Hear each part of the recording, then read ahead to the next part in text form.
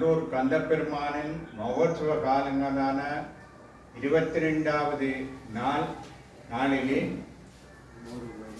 ஈழத்து சித்தர்கள் பற்றி பேசும்படி அடியேனை இங்கு மதத்தினுடைய தலைவர் சத்யேந்திரா அவர்கள் என்னை கேட்டிருந்தார். ஈழத்து சித்தர்களை பற்றி பேச வேண்டும் என்ற அபாவம் ஆர்வமும் இருந்ததினாலே இதற்கு உடன்பட்டு இந்த கங்கரியத்துக்கு முன்வந்து எல்லாவற்றுக்கும் முதலாக கந்தப்பெருமானுடைய பாதங்களை மனதிலே தியானித்து அவரின் திருவருள் துணை கொண்டு அடியேனது பேச்சை ஆரம்பிப்போம். நல்லூர் என்றால் கந்தப்பெருமானின் நினைவுதான் எல்லோருக்கும் வரும். அதே போன்று நல்லூர் ஒரு ராஜதானியாக இருந்து தமிழ் மன்னர்களால் ஆளப்பட்ட ஒரு பிரதேசம்.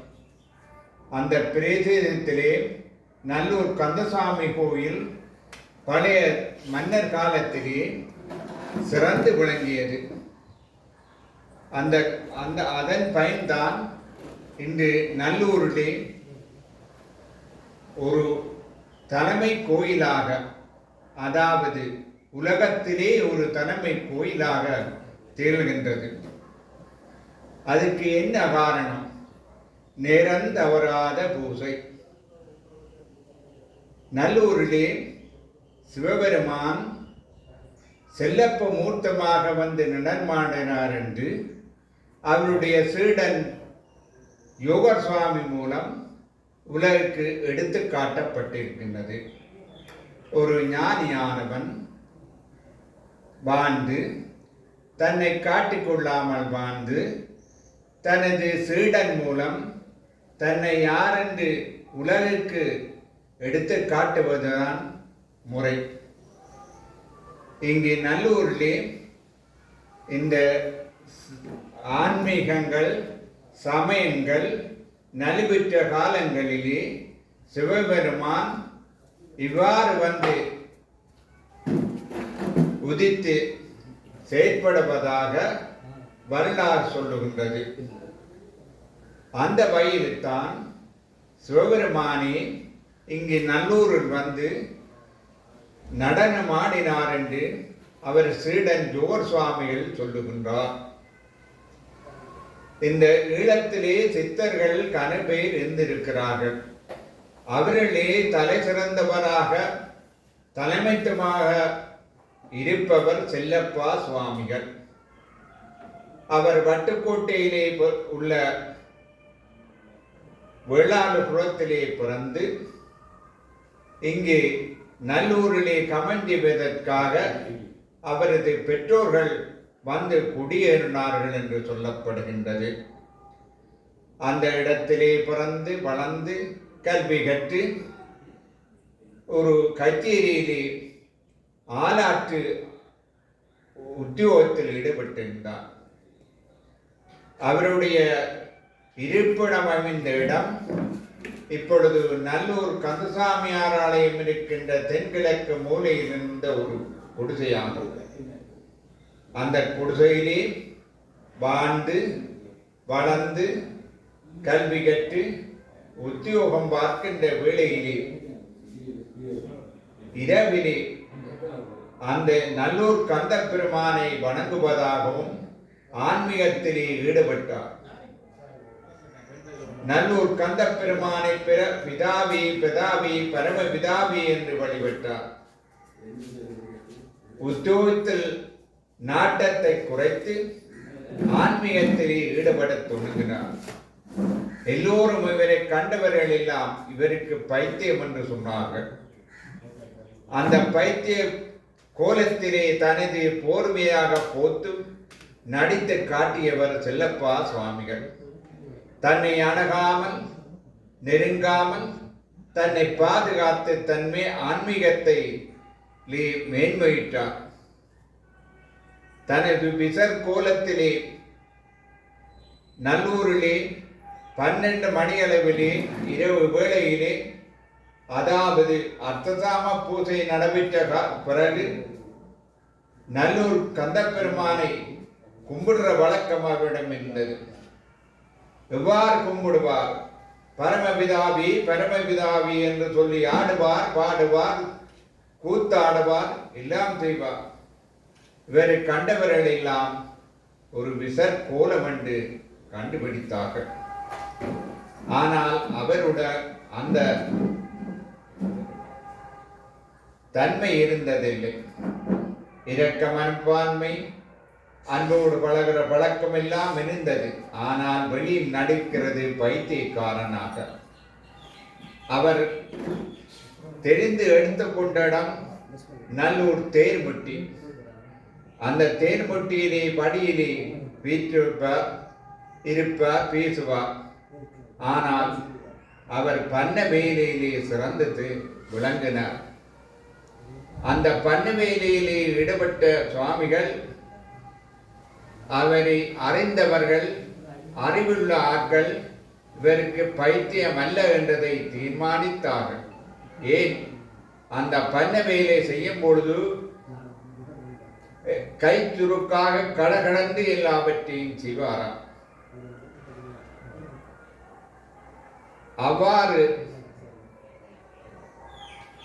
இருந்த செல்லப்பா சுவாமிகள் அவருடைய சகோதரி செல்லாட்சி என்பவர் 2 ஆண் சகோதரங்களும் 2 பெண் சகோதரங்களும் ஒரு ஆண் சகோதரத்திடம் பிறந்த செல்லப்பா சுவாமிகள் தன் தமைக்கையார் செல்லாட்சி அம்மையார். அவர் அப்பஞ்சூட்டு வியாபாரம் செய்வர் வறுமை.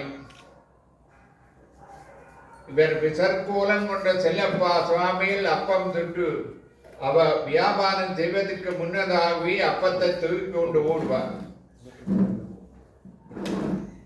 ஓடி அதை கொண்டு தேருமிட்டு படியிடையில் வைத்து காங்கள் பறவைகளுக்கு பிட்டு போடுவார், தானம் உண்பார். இவ்வாறாக செய்து வரும் வேளையிலே செல்லப்பா சுவாமிகள் அவர் அப்பம் வைக்கிற இடத்தை போனால் அவர் விசரானால் இருக்க முடியாது என்று சொல்லி பேசுவார். முதல் நாள் அப்பம் தூக்கிக்கொண்டு போனவர் அன்று அப்பம் விற்பதற்கு இல்லாமல் வாடிக்கையாளர்கள் கூடினார்கள். இதே தமைக்கார் மனதிலே வச்சு அடுத்த நாள் அப்பத்துக்கு கூட அரிசியை போட்டு அப்பம் சுட்டிருந்தார். ஆனால் அடுத்த நாள் ஒன்றும் நிற்கவில்லை. இது அவர் தன்னை யார் என்று காட்டினது. அது அவர்களால் புரிந்து கொள்ள முடியவில்லை என்பதை எடுத்து காட்டுகின்றது. இவ்வாறு இந்த செல்லப்பா சுவாமிகள் தன்னை ஒரு விசரனாக நடித்து நல்லூரிலே ஒரு பெரிய ஆன்மீக அலை உண்டு பண்ணினார். இவர் இவ்வாறு இருந்த காலத்திலே கடை சுவாமிகளுடைய வருகை. அவர் இந்தியாவிலே ஒரு நீதவானாக இருந்து ஒரு வழக்கை தீர்க்கும் பொழுது நான்கார் என்ற இடத்திலே அவருக்கு ஆன்மீகம் உண்டாகினது என்று சொல்லப்படுகின்றது. அவ்வாறான கடை சுவாமிகள் இங்கு யாழ்ப்பாணத்துக்கு இந்த வாணிபம் செய்கின்ற வாணிப பொன்னுமா செட்டியார் சந்தித்த பொழுது அவர் யாழ்ப்பாணத்துக்கு வரும்படி அவரை அழைத்திருந்தார். அத்துடன் இலங்கை ஒரு சிவபூமி. இங்கே முனிவர்கள் சித்தர்கள் எல்லாம் தவஞ்செய்ததாகவும் ராவணன் என்ற மன்னன் அருதாட்சி செய்ததாகவும் திருமுறையிலே சம்பந்தர்வர்கள் ராவணனை ஒவ்வொரு பாடல்களிலுமே பாடியிருக்கின்றார். ராவணன் மேலது நீரு. அவருடைய பதியத்திலே ராவணன் என்ற சிவபக்தனுடைய இதை குறிப்பிட தவறவில்லை. அப்படியாக இந்த சிவபூமி இலங்கை. அதனாலே தான் அந்த சித்தர்கள் எல்லாம் இங்கு அதிகமாக வந்திருந்தார்கள் என்று சொல்லப்படுகிறது. அந்த வகையிலே இங்கு கடைச்சுவாமியினுடைய வருகை இருந்தது. செல்லப்பா சுவாமிகள் கடை சுவாமிகளுடைய சந்திப்பு ஏற்பட்டதை அன்றி அவர் குருவாக அவரை கொண்டு ஒழுகவில்லை என்பதை அதற்கு பிற்பாடு வந்த யோகர் சுவாமிகள் அழகாக நச்சிந்தனையிலே கூறுகின்றார். செல்லப்பா சுவாமிகள் ஒருவருக்கும் தலை வணங்கினவன் இல்லை என்று சொல்லுகின்றார். அவர் முருகனைத்தான் குருவாக கொண்டார் என்று சொல்லப்படுகின்றது. சிவன் தான் அவ்வாறு வந்து தோற்றமளித்து இங்கு யாழ்ப்பாணத்திலே நல்லூரிலே நடனமாடினதாக அந்த பாடல்கள் நச்சித்தனி பாடல்கள் எடுத்து இயம்புகின்றன. செல்லப்பா சுவாமிகள் அவருடைய காலத்திலே கனகன அற்புதங்களை செய்து காட்டியிருக்கின்றார். பார்க்கப்பட்ட ஆன்மாக்களுக்கு அவர் அருள் கொடுத்திருக்கின்றார். ஒருமுறை ஒரு குழந்தை கைக்குழந்தை வைத்தியத்துக்காக அவர் செல்லப்பா சுவாமியுடன் கொண்டு போக வேண்டும் என்று சொல்லி இங்கு கச்சேரியிலே வசித்தவர் அவர் முயற்சி எடுக்கிறார். அவருடைய மனைவியினுடைய தாய் மாமி அவன் பிசரண்ட கொண்டு போக வேண்டாம், அவன் என்னென்ன சாதியோ தெரியாது, அங்கு போக வேண்டாம் என்று தடுக்கிறார். மருமகன் அதை கேளாமல் இங்கு செல்லப்பா சுவாமிகளுடைய வீட்டில் இருக்கின்ற அந்த தேர்முட்டிக்கு வந்து அணுகி கொண்டிருக்கிறார். அந்த இடத்திலே விசற்கோலத்திலே இருந்த செல்லப்பா சுவாமிகள் இடையிடை அவள் சாதியை பற்றி கருத்தாரடா, சூரிய சந்திர சாட்சியாக நான் வட்டுக்கொட்டி சுத்த வேளாளர் என்று அவளிடம் சொல்லடா, நீ இந்த குழந்தையை கொண்டு போய் சின்னத்துறை பரிகாரியிடம் காட்டி அதற்கான வைத்தியத்தை செய்யும்படி அவர் சொன்னார். அதுபோல அவர் அங்கு சென்று வைத்தியத்தை செய்து குழந்தை குணம் பெற்றது. இந்த நல்லூர் மகோத்சவ காலங்களிலே ஒரு கண்டறியாத பிள்ளையை தாயானவள் அங்கப்பிரதர்த்தனம் செய்து கொண்டு வருகின்றாள். காலை வேளையிலே எங்கு நல்லூர் வடகிழக்கு மூலையிலே இருந்து இங்கே வாசல் நோக்கி வரும் வேளையிலே கிழக்கு வீதியிலே அவளியாக வந்து செல்லப்பா சுவாமிகள் எவ்வாறு அவர் வருவார்? உல்லாச நடை, வீச்சு நடை, கண்டவர்கள் திடுக்கிடுமான அந்த தோற்ற பொழிவு. அந்த நேரத்திலே அவர் அங்கு வந்து கொண்டிருந்தார். அந்த பிள்ளையை பார்த்தவுடன் கேட்கிற, முருகா, இந்த பிள்ளைக்குத்தான் கண் தெரியவில்லை என்றால் உனக்கும் கண் தெரியவில்லையோ என்று அருமையான வார்த்தையினாலே பேசுகிறார். அந்த நேரத்திலே குழந்தை அங்கப்பிரதர்சனம் செய்து வந்த குழந்தை கண் பார்வை பெற்று மகிழ்ச்சியுடன் சிரித்துக் கொண்டு அங்கப்பிரதம் செய்ததாக சொல்லப்படுகின்றது. இவ்வாறு விசற்பூலம் கொண்டாலும் அவர் பக்குவப்பட்ட ஆன்மாக்களை தேடிச் சென்று அருள் கொடுத்திருக்கின்றார். ஒரு நாள் 2 மணி அளவிலே அயலிலே செட்டி தெருவில் ஒரு வீட்டுக்கு செல்கிறார். அக்காலங்களிலே 19ஆம் ஆண்டு பிற்பகுதியிலே அங்கு சென்ற வேளை அங்கெல்லாம் குடிசையாகத்தான் இருந்திருக்கும். அந்த காலங்களிலே அவர் படையிலே சென்று கூப்பிடுகிறார் வீட்டுக்காரன்.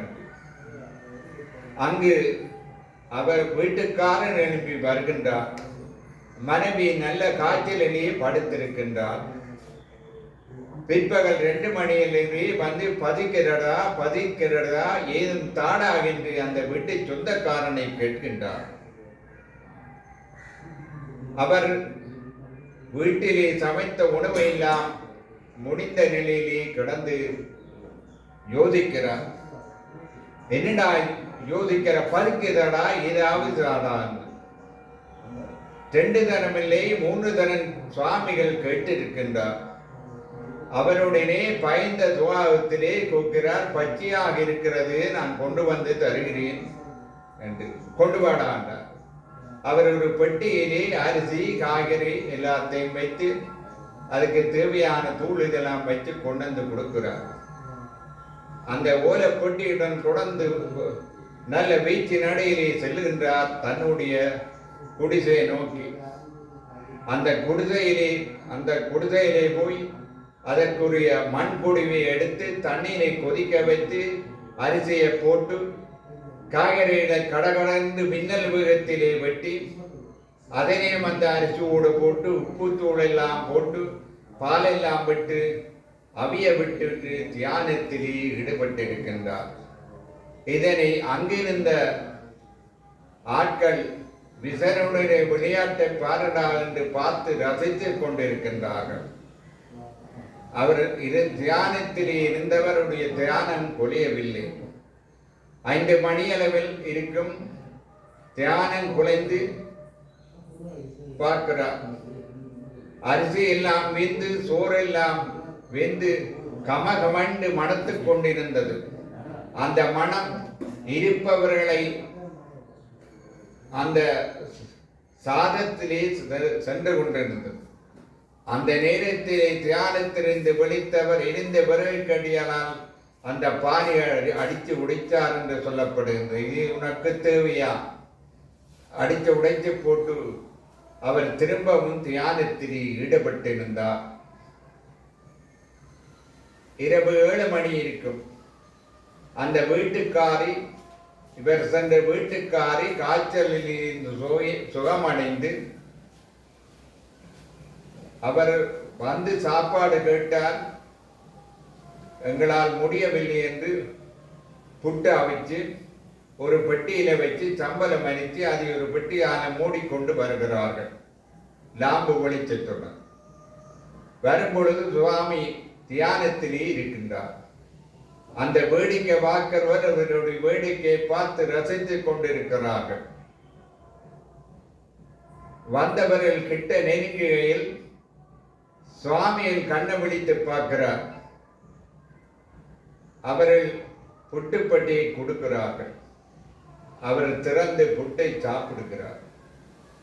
சாப்பிட்டு முடிந்தவுடன் பார்த்து புட்டு ஆக்கி கொண்டு வந்த முதல் போய் பிச்சை கட்டவரை பார்க்கிறார். உனக்கு என்ன தருவடா? என்னிடம் என்ன இருக்கிறது? உனக்கு கைமாறு தருவதற்கு என்னிடம் என்ன இருக்கிறது என்று சொல்லி அந்த புட்டி நிலத்திலே இந்த மண்ணை எடுத்து அந்த பெட்டியிலே தடவி போட்டு கொண்டு போடா என்று கொடுக்கிறார். அந்த நபர் ஒரு மாதத்திலே 4 காணிக்கு சொந்தக்காரனாக விட்டார். அவருடைய திருவுருளை பாருங்கள், எவ்வாறு செல்வந்தனாவதற்கு அருள் புரிந்திருக்கின்றார்கள். 1910ஆம் ஆண்டு சேர்மன் ராமநாதன் யாழ்ப்பாணத்துக்கு வந்திருந்தார். அவரது சொந்த இடமான மாயப்பாயிலிருந்து நல்லூர் முருகப்பெருமானை கும்பிடுவதற்காக மாலை வேளையிலே வந்திருக்கின்றார். செல்லப்பா சுவாமிகள் தேரடியில் இருந்து அவர் வருகையை பார்த்தவுடன் அங்கே வருகின்றான் மாமனிதன் என்று சொல்லுகின்றார். சொன்னவர் சேர்மன் ராமநாதன் அரசாங்க செல்வாக்கு உள்ளவர். அவர் குதிரையிலே 4-5 பேர் புடைசூழ அவர் வந்து கொண்டிருந்தார். அதனை கிட்ட நெருங்கிய நல்லூர் கோயிலை கிட்ட நெருங்க செல்லப்பா சுவாமிகள் தேரடியில் இருந்து அவரை பேசினார். சூதன வார்த்தைகளால் பேசினார். ராமநாதன் அவரை உற்று நோக்கினார். அவரில் விஷயம் இருக்கென்று சொல்லி ராமநாதன் இறங்காமல் திரும்பி போய்விட்டார். அவர் வீட்டிலே இருந்து யோசித்து பார்த்தார். விடியற் காலையிலே தனிய ஒருவருக்கும் சொல்லாமல் எழும்பி கால்நடையிலே நல்லூர் தேரடிக்க வந்தார். சுவாமிகள் சந்தித்தார். சுவாமி மன்னிக்க வேண்டும் என்று சொன்னார். உடனே அவர் பெரிய குரலிலே சிங்கத்தை போல் கத்தித்தார் என்று சொல்லப்படுகின்றது. இடை மடியில உள்ளது அவளடா குட்டடா, அவளடா குட்டடா, அவளடா குட்டடா என்று திரும்ப திரும்ப சொல்லிக் கொண்டிருந்தார். அந்த ஞானியருடைய வார்த்தை பிரிவுந்தான் இடபிட அவளடா குட்டடா போடா வாடா என்று சொல்லுகிறதெல்லாம் அந்த திருவருள் என்று சொல்லப்படுகின்றது. அந்த வகையிலே அதை உணர்ந்து கொண்ட ராமநாதன் அவரை வணங்கி சென்றார். 1910 யாழ்ப்பாணத்திலே பெண்களுக்கான ஒரு பாடசாலை அமைப்ப திட்டமிட்டு மனதானம் இடத்திலே காணியை வாங்கி ஒரு பெரிய பாடசாலையை கட்ட வேண்டும், பெண் பிள்ளைகள் கல்வியை படிக்க வேண்டும், அந்த இடத்திலே இருந்து விடுதியை உண்டாக்கி பாடசாலை மாணவர் தங்குவதற்கான ஒரு பெரிய பாடசாலையை திட்டம் போட்டு அமைக்க அத்திவாரம் போடப்பட இருக்கின்ற நாளிலே அங்கு எல்லோரும் கூடியிருந்தார்கள். அங்கு ஆங்கிலேயர் ஆட்சி காலமானபடியால் வெள்ளைக்காரர்கள் எல்லாம் அந்த கால்கோள் விழாவுக்கு வந்து நின்றார்கள். அந்த இடத்துக்கு செல்லப்பா சுவாமிகள் சென்றார். எவ்வாறு சென்றார்? கந்த துணி, கிழிந்த வேட்டி, தோளிலே துண்டு, தான் அளித்த விசிறி, அது கிழிந்த விசிறி, அதையும் கொண்டு அந்த இடத்துக்கு போனார். அவரை கண்ட ராமநாதன் அவர்கள் அவரை பின்தொடர்ந்து சென்று விழுந்து வணங்கினார். இது என்ன ஒரு பிச்சைக்காரனை விழுந்து வணங்குகிறார் என்று நின்றோர் பார்த்தோர் எல்லாம் வியந்தார்கள். அவர் அந்த அத்திவார கிடங்கு வெட்டப்பட்ட இடத்திலே விசிறியால் விசுக்கி தன்னுடைய மகா வாக்கியங்களான எப்போவோ முடிந்த காரியம் ஒரு பொல்லாப்பும் இல்லை, யாமறியோம் முழுது முன்னே, கப்பல் போல ஒரு பள்ளிக்கூடத்தை அமைகிறா என்று சொல்லிவிட்டு மறைந்து விட்டார். ராமநாதன் தேய்த்து போனார். அந்த பாடசாலை யாழ்ப்பாண மக்களுக்கு எவ்வளவு நன்மையை செய்திருக்கின்றதை நாங்கள் இந்த நேரத்திலே விளங்கிக் கொள்ள வேண்டும். அவ்வாறு அவர் கல்விக்கு உதவி செய்திருக்கிறார், செல்வத்துக்கு உதவி செய்திருக்கின்றார். அப்படியான ஒரு மகான் ஒரு சீடனை தேடிக்கொண்டிருந்தார். அந்த வேளையிலேதான் யோகநாதன் யோர் சுவாமிகள் அவரை தேரடியிலே சந்திக்கின்ற ஒரு வாய்ப்பை பெற்றிருந்தது. அவர் மாவட்டபுரத்திலே பிறந்து சதாசிவம் என்ற பெற்றோருட்ட நாமத்துடன் இங்கே கொழும்புத்துறை கிராமத்திலே பரியோவான் கல்லூரியிலே கல்வி அமைந்து அவர் கிறிஸ்துவ அமைப்பிலே சேர்ந்து இருந்தார் என்று சொல்லப்படுகின்றது. அவர் படித்து கிளிநொச்சியிலே களஞ்சிய பொறுப்பாளராக ஒரு வெள்ளக்காரனுக்கு கீழே வேலை செய்தார். கடமையிலே கண்ணாயிருந்தார்.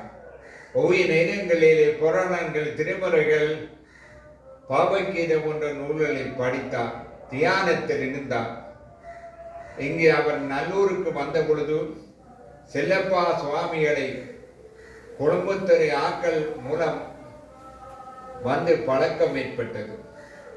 அவ்வாறு வருகின்ற வேளையிலே உன்னால் செல்லப்பா சுவாமிகள் அவரை பார்த்து யாரடா நீ என்று கேட்கிறார். தீரடா பற்றி என்று சொல்லுகின்றார். யாரடா நீ என்று சொன்னபடியே அவர் ஒரு ஞானத்தை பெறுகிறார். அதை நச்சிந்தனை பாடல்களிலே அழகாய் சொல்லுகின்றார். தேரடியில் தேதேனை கண்டு தெரிவித்தவுடன் எரடா நீ என்றான். திருடா பெற்றென்றான், தேரடா உள்ளென்றான். அதுகளெல்லாம் ஞானிகள் சொல்லுகின்ற வார்த்தை. அதிலே இருந்து அவர் அருளை பெற்றார். அவ்வாறு பெற்றவர் கிளிநொச்சிக்கு போதும் நல்லூரிலே வந்து இடைக்கிடை அவரை சந்திக்கும் வழக்கம் ஏற்பட்டிருந்தது. அவர் 1910 தியானத்திலே அவருடன் தேர்முட்டியிலே இருந்தார். அவருடன் கூட வரும் 2 பேர் இருந்து தியானம் செய்தார்கள். மற்றவர் கதிர்வேல் என்ற பெயருடையவர். இவ்வாறு 40 நாள் தியானம் செய்து உன்னத பக்குவ நிலையை அணிந்தார்கள். 2 யானையை ஒரு கட்டையிலாதென்று செல்லப்பர் 2 பேரையும் கலைத்து விட்டார். கதிர்வேல் சுவாமிகள் எங்கு சென்றார் என்று தெரியாது. யோக சுவாமிகள் கதிராமன் நோக்கி தனது பயணத்தை ஆரம்பித்தார். அப்படியாக சென்ற யோக சுவாமிகள் கதிராமன் சென்று 1913ஆம் ஆண்டு இங்கே திரும்பியிருந்தார். அந்த காலத்திலே யோக சுவாமிகளுடைய சொந்தக்காரர்கள் போய் யோகநாதன் எங்கே என்று செல்லப்பா சுவாமிகளை கேட்டிருக்கின்றார். யோகநாதன் செத்து போனார் என்று சொல்ல அவருடைய சொந்தக்காரர்கள் உறவினர்கள் எல்லாம் அவருடைய எய்மைக்கேரிகளை செய்தார்கள். 13ஆம் ஆண்டு அவர் திரும்பி வந்த பொழுது திரும்ப போய் அவர் செல்லப்பா சுவாமிகளை கேட்டிருக்கின்றார். யோகநாதன் இங்கே அவன் செத்து போனான், நாங்கள் பொய் சொல்வது இல்லை என்று சொன்னார். அதாவது யோகநாதன் என்ற அவருடைய இதுதான் அந்த உலக பட்டியல் உலக இதுகளில் தான் செத்து இதனுடைய யோகநாதன் சாவில்லை என்றுதான் நாங்கள் எடுக்க வேண்டும் அவருடைய வார்த்தைகள். அப்படியாக இருந்த யோக சுவாமிகள் அவருடைய அருளை பெற்றார். அங்கு யோக சுவாமிகளை நீ போய் வேர்விராயப்பார் என்று பணித்திருக்கின்றார். இவர் கொழும்புத்துறையிலே போய் ஒரு இலைப்ப மரத்தின் கீழ் இருந்து தியானத்திலே ஈடுபட்டிருக்கின்றார். அந்த கொழும்புத்துறையிலே இருக்கின்ற இலைப்ப மரம் செல்லப்பா சுவாமிகள் வாழ்ந்த காலத்திலே நன்னி என்ற ஒருவர் வியாபாரம் செய்த இடம் என்று சொல்லப்படுகின்றது. அந்த இடத்திலே நன்னி என்பவர் செல்லப்பா சுவாமிகளுடைய ஒரு பக்தர், விசுவாசி. அத்துடன் அவர் மதுபோதையும் அருந்துகின்றவர், வியாபாரம் செய்கின்றவர். ஒரு நாள் செல்லப்பா சுவாமிகள் அங்கு சென்ற பொழுது அந்த இலைப்ப மரத்தடியில் கட்டி அவருக்கு அபிஷேகம் செய்து அவரை கட்டி வைத்தார் என்று சொல்லப்படுகின்றது. நல்லூரான அபிஷேகம் என்று நடக்கிறது என்று சொல்லி அவரை அபிஷேகம் செய்தார் என்று சொல்லப்படுகின்றது. அவர் அந்த அவனுடைய கட்டுகளுக்கு அப்பட்ட செல்லப்பா சுவாமிகள் தன்னை அவிட்டு விடு என்று சொல்லி அப்போதைய நல்லூர் இந்த குடும்பத்துறையிலே மணியாரன் வேலை பார்த்த மணியாரன் என்றால் பழைய நாளிலே டிஆர் என்று சொல்லுவார்கள். அந்த மணியாரனை அவிட்டு விட்டதாக சொல்லப்படுகின்றது. அந்த இலைப்ப மரத்தடியிலே 1870 காலங்களிலே சுவாமி விவேகானந்தர் யாழ்ப்பாணத்துக்கு வருகை தந்த பொழுது கொழும்புத்துறை பக்கம் சென்ற பொழுது வாகனத்து சென்ற அவர் அந்த இடத்தை கண்டது நிற்பாட்டினாராம். அந்த இடத்துக்கு இறங்கி பார்த்து அவர் சொன்னாராம், பால்வனத்து பசுந்தரை என்று. அந்த இடத்திலே தான் செல்லப்பா சுவாமிகளின் நன்னி கட்டியதும் யோகரிந்து சவஞ்செய்ததும் பிற்காலத்திலே ஆண்கள் போய் சென்று வழிபட்டதுமான அந்த இடம்தான் கொழும்புத்துறை ஆச்சிரமம் இருக்கின்ற இடம். இதனை சுவாமி விவேகானந்தர் எப்போவோ சொல்லி போட்டார். இவ்வாறாக இந்த சித்தர்களுடைய இதுகளெல்லாம் காலத்துக்கு காலம் வந்து தோன்றி அருள் செய்கிறார்கள். சித்தர் வாக்கு சிவன் வாக்கு என்று சொல்லப்படுகின்றது. இவ்வாறு செல்லப்பா சுவாமிகளுடைய சீசன் யோக சுவாமிகள் அங்கிருந்து செல்லப்பா சுவாமிகளுக்குள்ளே இலைப்ப மரத்தடியிலிருந்து வெயில் மழை பாராது சமன் செய்தார் என்று சொல்லப்படுகின்றது. அதுக்கு அயலிருந்த வீட்டுக்காரர் வந்து 1915ஆம் ஆண்டு வரையிலே அவர்கள் அந்த கொடுகையிலே வந்து தங்கும்படி கேட்டு இருக்கின்றார். அவர் இருந்து தவம் செய்து கொண்டிருக்கின்றார். இந்த வேளையிலே செல்லப்பா சுவாமிகள் 1915 ஆண்டிலே சமாதி அடைய என்ற நேரத்திலே சோயினமற்ற நிலையிலே யோகர் சுவாமிகள் செல்லப்பா சுவாமிகளை பார்ப்பதற்காக வந்திருக்கின்றார். அவர் அவரை கண்டதும் அவரை படலிலே அவர் வந்த பொழுது யாரடா நீ பாரடா ஒளி என்று சொன்னாராம். திரும்பி அவர் அப்படியே திரும்பி போட்டார். அடுத்த நாள் அவருடைய உறவினர்கள் அவருக்கு சோமில்லை என்று சொல்லி வைத்தியத்திலே ஈடுபட்டார்கள். செல்லப்பா சுவாமியால் சோயினம் விட்டிருந்த நிலையிலே அங்கு ஒரு அன்பர் இரவிலே சென்று படுப்பாராம். அந்த அன்பரை பார்த்து முதல் நாள் இரவு கேட்டாரா, நீ நாளைக்கு வருவியான், நாளைக்கு ஒரு அசையல் நடக்க போகுது வருவீரான்னு கேட்டாராம். அவ்வாறு அவர் அடுத்த நாள் வர முடியவில்லை. சோனாவாரி மழை ஊத்தி கொண்டிருந்தது. அதனால் அவர் அங்கு வர முடியவில்லை. விடியப்புறம் எழும்பி மழை விட்ட நேரத்திலே வந்து அவருடைய ஆச்சிரமத்தை நோக்கினார். அவர் நடராஜ வாமனையிலே வலது காலை வைத்து இடது காலை தூக்கி அவையவர் கையோடு இருந்ததாக சொல்லப்படுகிறது. அவருடைய உடம்பு விரைத்த நிலை.